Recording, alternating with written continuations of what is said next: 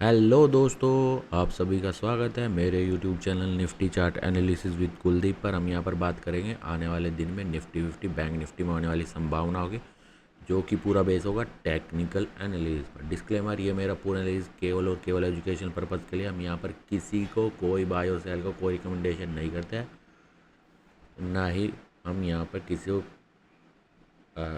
ना ही मैं SEBI registered adviser हूँ और ना ही ये चैनल सेबी रजिस्टर्ड। ओके, तो चलते हैं चार्ट पर, देखते हैं ठीक है कि आज क्या हुआ और क्या होने की संभावना है। ठीक है, जैसे कि हमने कल अपनी पूरी वीडियो में केवल और केवल साइडवे करेक्शन की और एक रेंज की बात की थी, जो कि 23,300 से 23,800 के बीच में एक साइडवे करेक्शन चल रहा है।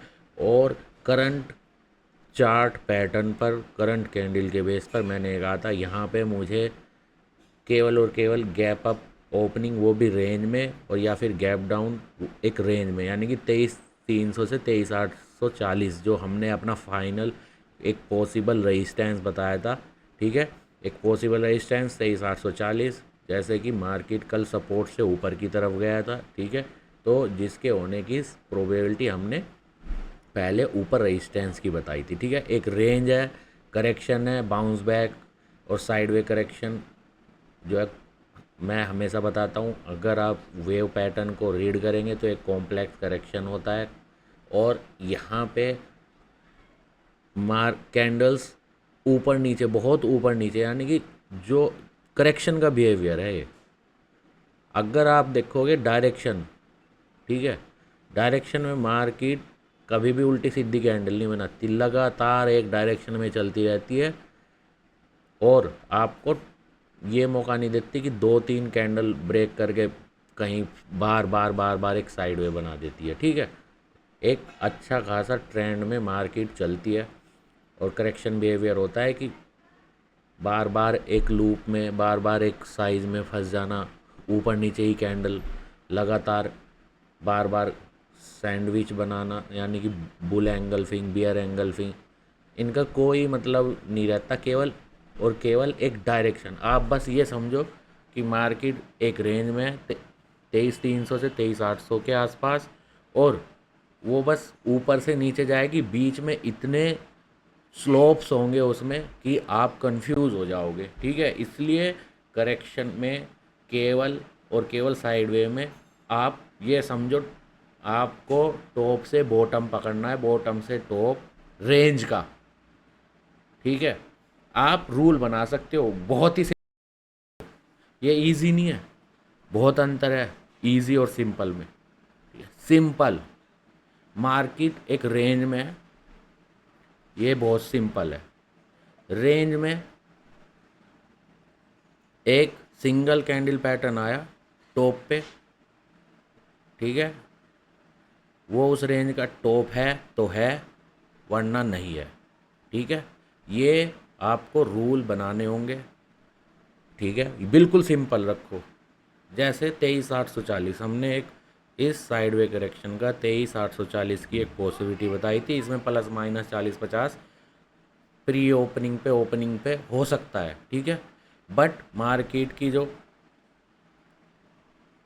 कैंडल पैटर्न के साथ क्लोजिंग होनी है, वो अगर रेजिस्टेंस के अंदर 23,840 के अंदर हो जाता है, तो इसका मतलब है कि वो पैटर्न या वो कैंडल जो है एक पॉसिबल रेजिस्टेंस का काम कर सकता है। और जो मार्केट की रेंज है अब 23,800 से 23,300 के आसपास, अब मार्केट जो है 23,300 की तरफ चल सकता है। ये एक सिंपल, बिल्कुल सिंपल,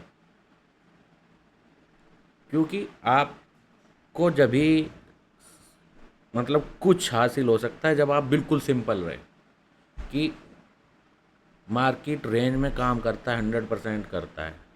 ठीक है, अब वो रेंज कैसे पता लगाते हैं, किस तरीके से पता लगाते हैं, क्या कैंडल पैटर्न होना चाहिए रेंज में जब मार्केट काम करता है। ठीक है, किस मतलब किस शेप में है, उस शेप को आप ट्रेंड लाइन के अंदर, पैरेलल चैनल के अंदर, या किसी मतलब वेव पैटर्न को आप अगर आइडेंटिफाई कर पा रहे हो, तो आपको एक अच्छा खासा एक ब्लॉक, एक ट्रेंड लाइन के अंदर आपको मिल जाएगा, और वहाँ पे बिल्कुल मार्केट सिंपल काम करता है। एक सिंगल कैंडल पैटर्न जो है आपको रेंज के टॉप से बॉटम और बॉटम से टॉप दे सकता है, ठीक है। बट यहाँ पे सबसे ज़्यादा फियर, ठीक है, आप अपने फियर को पहचान लो, ठीक है, यही फियर है। जब मार्केट, ये समझो सिंपल है, नॉट इजी, बस इतना अंतर समझ लो, सिंपल और इजी में। सिंपल फियर, ठीक है, सिंपल मतलब फियर, और जहाँ पे सबसे ज़्यादा फियर होगा वहाँ पे आप अपनी जो नॉलेज है वो अप्लाई करने से डरते हो। बस जो आपने सीखा है, चाहे वो एक कैंडल पैटर्न सीखा है, चाहे एक स्ट्रक्चर सीखा है, आपको सबसे ज़्यादा डर वहीं लगेगा जो आपने सीखा है, बस उसे अप्लाई करते हुए, ठीक है। तो आज भी बहुत बकवास होगी, कल भी हमने केवल एक, मतलब कोई कैंडल पैटर्न या वो डिस्कस नहीं किया था, केवल एक रेंज डिस्कस की थी, पॉसिबल रेजिस्टेंस डिस्कस किया था, और यही बताया था कि यहाँ पे कुछ बताने लायक कोई स्ट्रक्चर ऐसा दिखाई नहीं दे रहा कि यहाँ पे रेंज पकड़े, ठीक है। मार्केट सिंपल है, सिंपल एक पॉसिबल करेक्शन में, बाउंस बैक में और साइडवे करेक्शन में दिखाई दे रही है। इससे बाहर मुझे अभी कुछ नहीं दिखाई दे रहा। कल यानी कि आज अगर कुछ पैटर्न बनता है तो बनेगा, बट मतलब लास्ट वीडियो में मैंने बताया था, अभी नहीं बता सकता, ठीक है। तो उसी तरीके से मार्केट, बिल्कुल मैंने कहा था कि 23,840 अपनी जो है, हमने पोस्ट में, हमारी जो थंबनेल है उसमें भी लिखा था, ठीक है, 23,840 पॉसिबल रेजिस्टेंस है। मार्केट वहाँ पे जो है रेंज पूरा होता हुआ मुझे दिखाई दे रहा है, ठीक है। एक बाउंस बैक है, करेक्शन है, जो कि यहाँ पे अभी पूरा हुआ है या नहीं हुआ है, क्योंकि ऐसा आज भी मैं अगर कहूँ तो स्ट्रक्चर पे ऐसा कोई मुझे नहीं दिखाई दे रहा है कि जो है साइडवे करेक्शन कंप्लीट हो चुका है, ठीक है। मतलब ऐसा मुझे स्ट्रक्चर नहीं बनता हुआ दिखाई दे रहा है। बट मैं फिर से एक पॉइंट डिस्कस करता हूँ, ठीक है। ये रिट्रेसमेंट है, लगा हुआ है 23,840 के आसपास इसका पॉसिबल रेजिस्टेंस अब, ठीक है। अब एक रिट्रेसमेंट ये है 23,695 से लेके 640, ठीक है। ये समझ लो एक रिट्रेसमेंट है। अगर मार्केट 23,667 से 23,640 की रेंज के नीचे की तरफ प्री ओपनिंग करता है, ठीक है। प्री ओपनिंग का मतलब जो 9-8 पे हमें जो फाइनल नंबर आता है निफ्टी का, ठीक है, और 9:15 पे कहाँ से शुरू होता है। अगर वो 667 से 640 के नीचे से, यानी कि इस रेंज से शुरू होता है, तो इसका मतलब है कि 23,695 एक पॉसिबल रेजिस्टेंस की तरह काम कर सकता है, ठीक है। और इसके नीचे 23,667 के नीचे बना कोई भी सिंगल कैंडल पैटर्न या कोई भी स्ट्रक्चर जो कि बियर्ड कैंडल पैटर्न को रिप्रेजेंट करता है, उसे मार्केट फॉलो करते हुए जो है नीचे की तरफ जा सकता है, जिसका पहला पॉसिबल सपोर्ट है 23,388 से 23,326, ठीक है।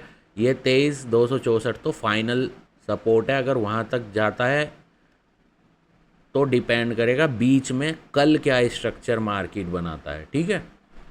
तो अभी के लिए ये एक पॉसिबल हमने रिट्रेसमेंट लगाया हुआ है।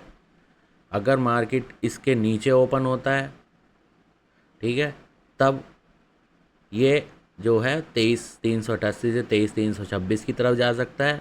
और अगर 23,695 के ऊपर ओपनिंग हो जाती है, ठीक है, तो इसका मतलब होगा कि मार्केट दोबारा से 23,840 को टेस्ट कर सकता है। टेस्ट जब मैं बोलता हूँ, यानी कि जो आज का टॉप है 23,860 को प्लस माइनस 50-60 पॉइंट से जो है ब्रेक भी कर सकता है।